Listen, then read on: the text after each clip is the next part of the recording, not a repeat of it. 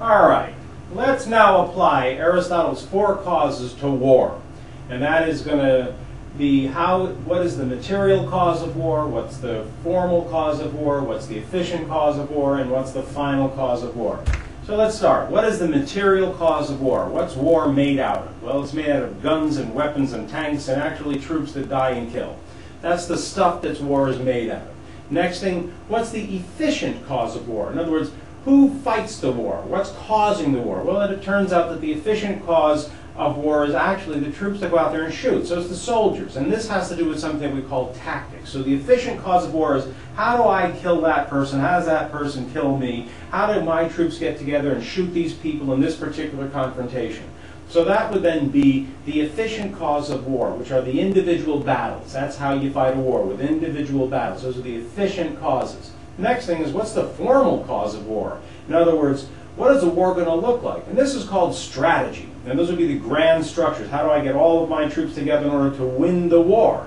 So the strategies, well, we'll take D-Day, or we're going to bomb Hiroshima, or they're going to do this, or we're going to use terrorism to blow up buildings.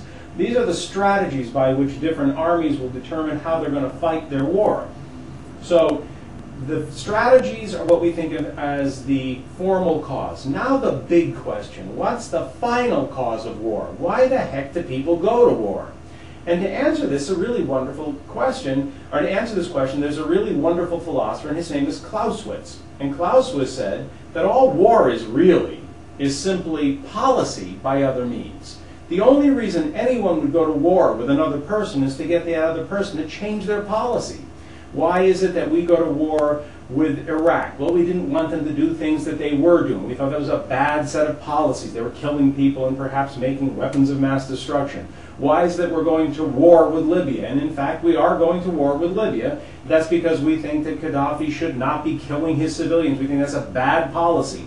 And we'd like him to change that policy without going to war, but war is the last option, so that is the formal cause of that war, is we're going to stop Gaddafi. Now, no doubt as we uncover what's really going on, there's probably a lot of other reasons for that formal cause.